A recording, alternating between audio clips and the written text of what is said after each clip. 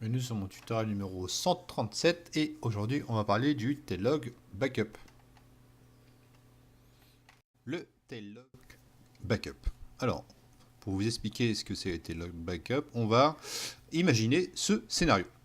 On va faire un backup full de 9h à midi, on va partir sur cette tranche d'horaire. À 9h, donc je fais un backup log.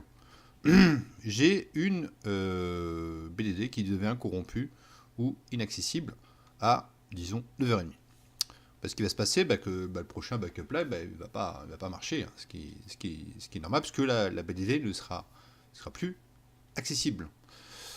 Alors, on pourra récupérer les logs qu'il y a eu dans le journal de log entre 9h et 9h30. C'est là qu'intervient en fait le taillog backup. Mais comment on va faire pour récupérer ces logs? Donc on va voir ça en démo et on va voir que le taillog backup est extrêmement pratique dans certains cas. C'est parti pour la démo du taillog backup.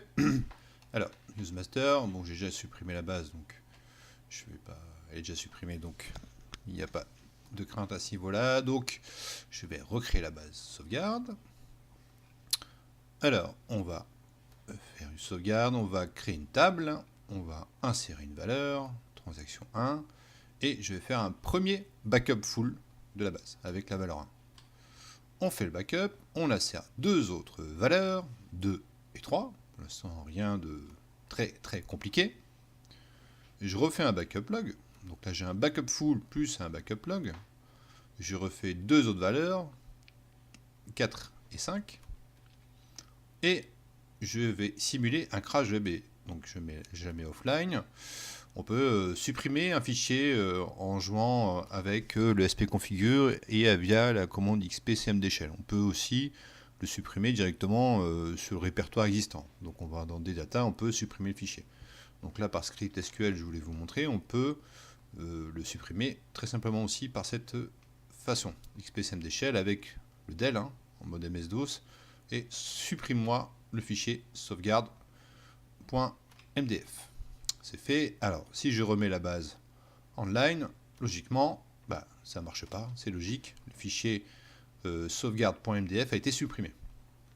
Donc la base n'est plus accessible. Il y a récupération à l'attente. D'accord? Donc il attend son fichier de données pour pouvoir se mettre en mode recovery, en mode par défaut.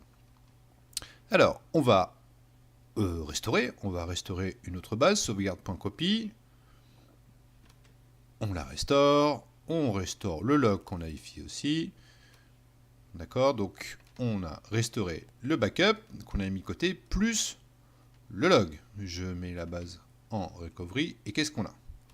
On a juste le 1 et le 3. D'accord? Parce que on avait fait un premier backup full lorsqu'on avait inséré la valeur 1, un deuxième backup log lorsqu'on avait inséré la valeur 2 et 3. Par contre, on n'a pas fait de backup log quand on a fait insérer la valeur 4 et 5. C'est là qu'intervient le taillog backup. C'est-à-dire qu'on va récupérer la portion active dans les logs quand on a supprimé la base de données. Alors, on va... Donc, si on refait le select, on voit bien qu'on a le 2, 1 et 3.